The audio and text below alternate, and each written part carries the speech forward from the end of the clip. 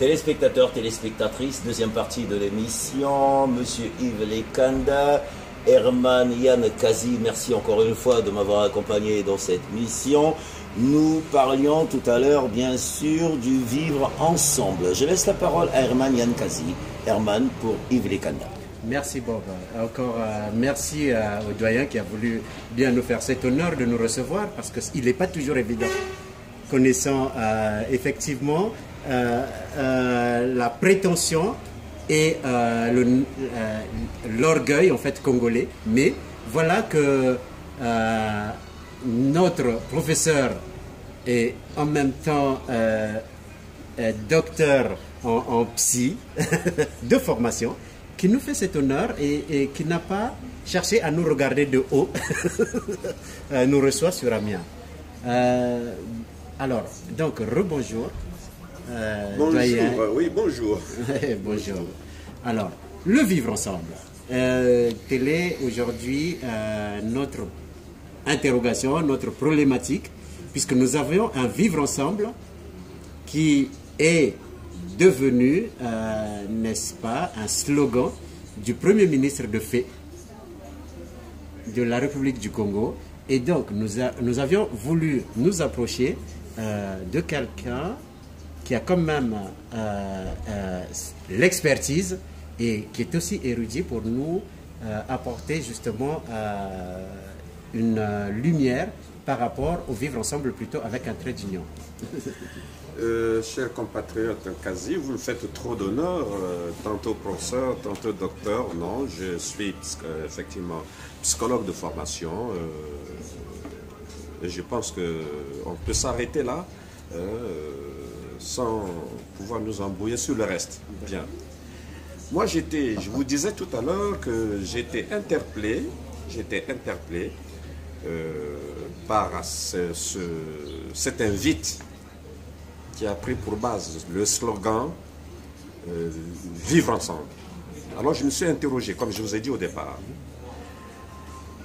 Eh bien, cette interrogation, je crois, a lieu d'être dans la mesure où il me semble, à ma connaissance, que les bombardements du pool continuent.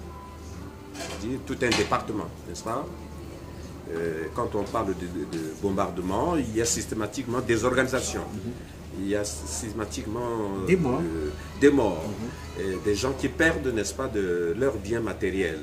Et au même moment, le gouvernement de fait voudrait que les Congolais se retrouvent pour vivre ensemble, sans pour autant poser les bases de la fin de ces bombardements, ou même les causes, et ensuite la fin. Parce qu'on ne peut inviter les gens à se retrouver que lorsque tout le monde se trouve dans la quiétude, que lorsque tout le monde est dans les dispositions physiques, psychologiques, matérielles, de se retrouver pour pouvoir parler des choses qui fâchent, n'est-ce pas? Or, en ce moment-ci, il me semble qu'il y a encore des choses qui fâchent. Entre autres, ces bombardements, on ne sait pas trop pourquoi, et ensuite, ces prisonniers, on ne sait pas aussi trop pourquoi, ces prisonniers, et ensuite, les conséquences néfastes de ces deux faits, les bombardements et les prisonniers, quand on apprend, par exemple, que mon frère Jean Gwabi se trouve dans une situation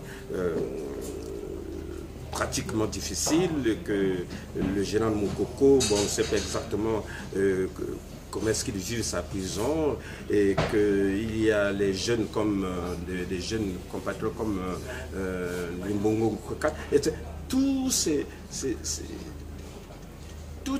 situations un peu inexplicables et incompréhensibles ne peuvent pas être enterrées par le slogan de vivre ensemble. Et encore, je vous ai dit tout à l'heure que ce vivre ensemble, selon moi, il rentre dans une stratégie de malice qui consiste à faire oublier aux Congolais tout ce qu'ils vivent au quotidien, issu de la stratégie de conservation de pouvoir depuis, n'est-ce pas, le changement de la Constitution et cette élection qui aurait pu effectivement donner la possibilité à tout le monde de se retrouver pour revoir les résultats sans... même les conditions dans lesquelles ces résultats ont été donnés posent un problème. Dans ces conditions-là, inviter les gens aujourd'hui à vivre ensemble est un leurre. Et c'est pour ça que j'ai préféré à ce vivre ensemble un autre vivre ensemble, n'est-ce pas? Celui du vivre ensemble, vivre trait d'union ensemble sur fond du bien-être partagé. Ça veut dire que à travers cette rigueur sémantique, je dirais, professeur, nous sommes en train de vivre là, encore une fois de plus, à une espèce, si je peux me permettre... Je vais vous aider, hein, s'il vous plaît. Si je peux... Je vais vous aider. Nous sommes en train de vivre un élément, un fragment d'éléments d'une démarche de conservation de pouvoir. Tout simplement. Parce que nous connaissons la stratégie, c'est une fois on crée un événement qui empêche la démocratie de fonctionner ou de démarrer, on vient par la suite demander qu'on a un dialogue, d'abord qui n'est pas un dialogue, parce que les conclusions sont déjà tirées dans les officines, et vous venez, vous avez 2, 3, 4 jours pour entériner. Et comme ce dialogue-là, on parle de dialogue et que les gens craignent un vrai dialogue, alors on anticipe sur un schéma qui est de vivre ensemble, mais malheureusement, sémantiquement parlant, ce vivre ensemble n'a aucun sens dans la mesure où on invite un peuple, on invite des cadres, on invite des parents, on invite des amis qui sont déjà ensemble. Mais le vrai vivre ensemble qui devrait poser problème, qui devrait être sollicité, c'est le vivre trait d'union ensemble pour un bien-être partagé. Alors, dans ce vivre ensemble pour un bien-être partagé, on commence à voir effectivement les conditions de sortie des bombardements, par exemple, les conditions de sortie des prisonniers, par exemple, les conditions, par exemple, des non-dits de l'État qui posent beaucoup de problèmes, etc., etc. Tous ces petits problèmes vont être réglés par la volonté de rechercher le vivre ensemble pour un bien-être partagé, à l'issue duquel plus personne ne pourrait être lésé, n'est-ce pas, pour une volonté simple de conservation de pouvoir. C'est cette volonté de vouloir absolument garder le pouvoir qui fait que nous naviguons, mais les gens qui tiennent le pouvoir, ils savent, comme ceux qui tiennent le bateau, où est-ce qu'ils vont. Ils veulent nous amener vers leur direction. Et cette direction, malheureusement, n'arrivera pas à résoudre les problèmes qui causent le chaos dans le pays aujourd'hui. Voilà à peu près comment est-ce que moi je m'excusais. Dernière question pour M. Herman Yann Kazi et nous allons revenir sur l'actualité. Herman, c'est à toi. Merci Bob. Ma dernière question serait plus sur effectivement le dialogue. Parce qu'au-delà du vivre ensemble qui est annoncé, en fait qui est aujourd'hui mis en avant par le Premier ministre, il y a eu aussi, comme on l'a dit précédemment, que le Congo est devenu un réservoir de slogans. On nous parle aujourd'hui de dialogue décomplexé et sans tabou. Alors, donc nous sommes ici devant un acteur, hein, plutôt de dialogue de Diatta, on va dire. Ah, parce qu'il était à Diatta. Tout à fait. Donc, nous aimerions être éclairés, aussi bien, je pense, les téléspectateurs qui suivront du moins cette émission. Et nos amis des réseaux sociaux. Que n'oublierons pas, oui. Que notre doyen, Yves Lekanda, a bien participé au dialogue, enfin, du moins, de Diatta, qui avait la préoccupation de pouvoir emmener le Congo à l'apaisement et sans effectivement tabou, de mettre tous les sujets sur la table et pour arriver à solutionner le devenir du Congo et donner ou sinon créer l'optimisme à la nouvelle génération. Monsieur Yves Lekanda. Eh bien, vous voyez que c'est lorsque je vous parle que j'essaie de retrouver un peu de santé, mais lorsque ma parole se termine, je rentre dans une posture de tristesse. Je suis triste. Je suis triste parce que je me pose toujours la question de savoir le politique congolais, particulièrement celui qui a le pouvoir depuis des années, c'est-à-dire le système. Que vise-t-il? Quelle est la maquette que le système possède de notre société qu'il se bat pour conserver, pour réaliser, pour atteindre la perfection de ce système, de cette maquette? Sur quelle base, n'est-ce pas, se prend le système en place pour continuer à conserver le pouvoir par tous les moyens et inviter les Congolais à le suivre? Moi, je me pose la question, c'est pour atteindre, c'est pour quel but, c'est pour quelle vision, quelle est vraiment la vision? Parce que je ne comprends pas qu'un pays de 4 millions d'habitants puisse passer tout son temps avec un système dont la base du pouvoir, la légitimation du pouvoir se passe toujours par la force, et l'on finit par s'y prendre, n'est-ce pas, à travers des slogans, des astuces, des malices, tels que le dialogue. Les dialogues, on en a déjà vu les dialogues. Moi, je vous informe que j'étais l'un de ceux qui ont pris part au dialogue après la guerre, n'est-ce pas, 2001-2002. Lorsque le président Lissouba a perdu le pouvoir et que les gens ont quitté Brazzaville, il a fallu qu'on se retrouve au cours d'un dialogue pour aller à la réconciliation nationale sans exclusive avec le Front, par exemple, dont j'ai été l'un des fondateurs. C'est sur cette base que moi j'ai fait mon école, l'apprentissage des dialogues au Congo. Quand j'ai vu la manière dont ce dialogue a été préparé et comment est-ce qu'il s'est déroulé et comment est-ce qu'il est terminé, les résultats avec des gens qui continuent à être d'ailleurs à l'extérieur aujourd'hui, des exilés depuis ce dialogue, j'ai compris que le dialogue est un mot tout à fait creux, sinon une astuce, sinon une malice, sinon un élément de la démarche du système pour continuer à contrôler le pouvoir. Parce que le dialogue, c'est deux parties qui se retrouvent, qui posent d'abord l'élément fondamental du conflit et qui recherchent comment résoudre le conflit. D'abord, comment s'en sortir et ensuite, comment repartir sur de nouvelles bases dans la cohésion nationale à la fin de ce dialogue. Mais malheureusement, on assiste à des dialogues où ces pensées, c'est-à-dire les fondements de ce dialogue, la base de ce dialogue, est mise en place, la démarche est mise en place par l'autre partie, et l'autre partie arrive juste pour valider. Et c'est pour ça qu'on n'arrive pas à atteindre, n'est-ce pas, les résultats escomptés dans ce fameux dialogue. Pourquoi l'opposition a été contrainte, n'est-ce pas, d'aller au dialogue de Diatta? Mais c'est parce que les conditions, les préalables de l'opposition pour qu'il y ait dialogue avaient été refusées, n'étaient pas acceptées par le pouvoir. Maintenant, la question est de savoir pourquoi le pouvoir refusait, n'est-ce pas, les préalables, sinon les propositions de l'opposition. Alors, on est allé dans deux dialogues. Le dialogue du pouvoir, qui a validé le fait qu'il faut changer, etc., etc., etc. Les conséquences sont là. Et le dialogue de Diatta qui a proposé au chef de l'État des conditions d'éviter, n'est-ce pas, la crise qui sévit aujourd'hui. Eh bien, voilà.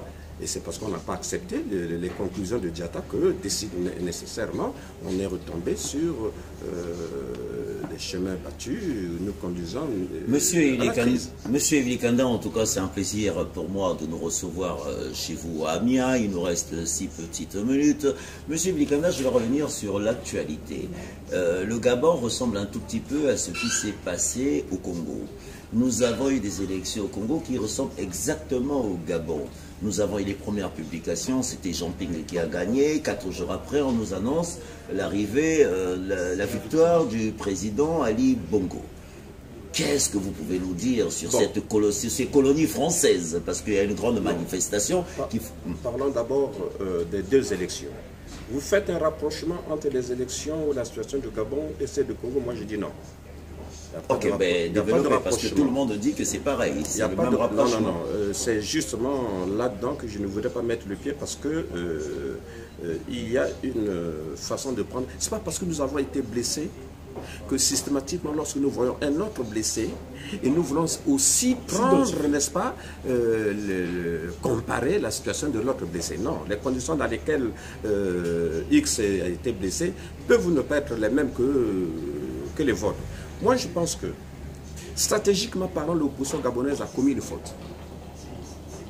Pour aller aux élections, il faut qu'il y ait des règles. Il faut qu'il y ait une constitution. Et il faut que les structures qui valident, n'est-ce pas, les résultats, qui valident les candidatures, etc., acceptent. Alors les gens ont été acceptés par ces structures pour aller aux élections.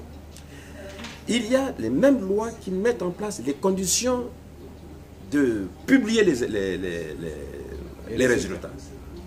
Moi, j'ai trouvé un peu maladroit pour l'opposant gabonais d'annoncer en dehors de la structure les résultats.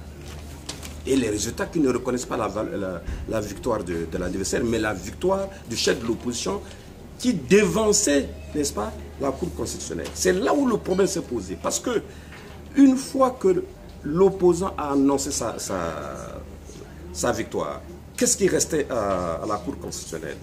Valider sa position, accepter que c'est lui.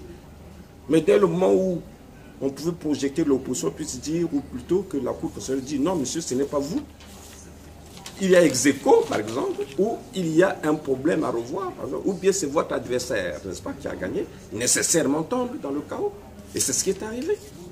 Les gens ont commencé à réagir avant que la Cour constitutionnelle ne donne les résultats. En ce moment-là, c'est difficile. Contrairement à ce qui s'est passé au Congo. Au Congo, l'opposition a respecté la démarche, n'est-ce pas? Au-delà des aléas des élections, etc., mais quand on arrive au bout des élections, l'opposition avait déjà tenu un préalable et compte tenu des préparatifs, nous allons avoir notre disons, comité ou notre structure de validation, non, de comptage de voix, n'est-ce pas? Non. Mais elle n'a pas donné les résultats. C'est lorsque la Cour constitutionnelle donne les résultats que l'opposition a réagi ensuite. Mais elle a raison parce que la Cour constitutionnelle donne les résultats sur la base d'une démarche de fraude. On provoque la fameuse guerre dont vous parlez, n'est-ce pas? Hein? Est-ce que vous comprenez? On fabrique la fameuse guerre, une nuit, on se met à tirer, les résultats ne sont pas encore donnés, on tire, après on donne les résultats, c'est dans un chaos. Donc nécessairement, tout le monde entier a perçu l'astuce pour tricher.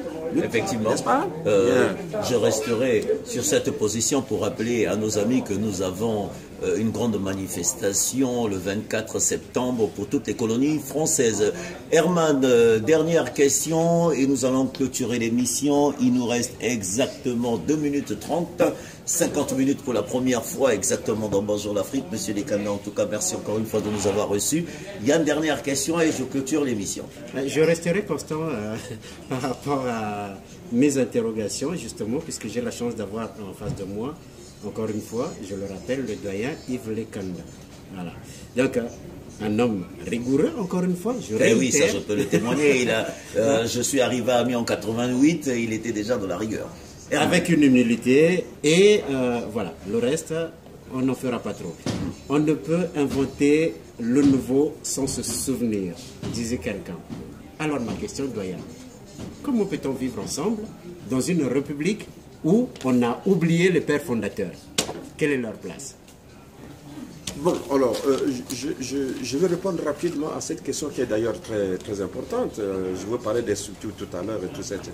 Non, c'était un problème de structure au niveau de Gabon du Congo, mais c'était des commissions électorales. Hein. Il s'agissait de commissions électorales, etc., qui devraient précéder, qui devaient donner les résultats par-ci par-là. Bon, malheureusement, le candidat PIC annonce son élection avant la commission électorale du Gabon, et en ce moment-là, ça a déclenché un peu, il y a eu comme un cafouillage. Bon, bref.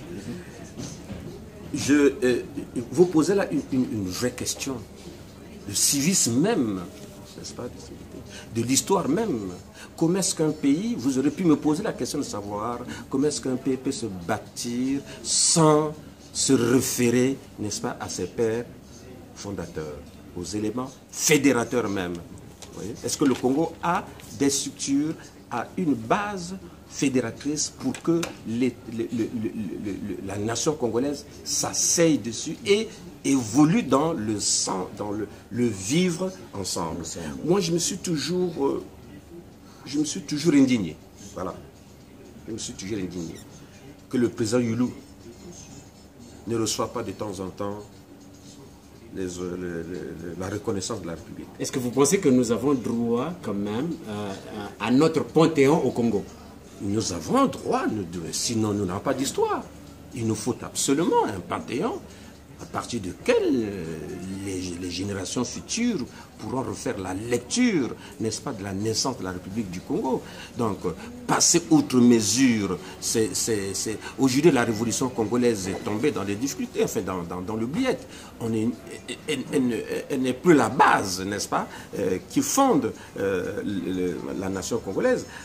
C'est un détail, mais ceux qui se sont battus, ceux qui se sont donner corps et âme pour nous donner l'indépendance, la fameuse indépendance, nous devons absolument leur rendre, n'est-ce pas, ce qu'ils méritent, les honneurs, au-delà de ce qu'ils ont pu porter comme idéologie, etc., etc., etc. Moi, je crois que tous nos chefs d'État, il faut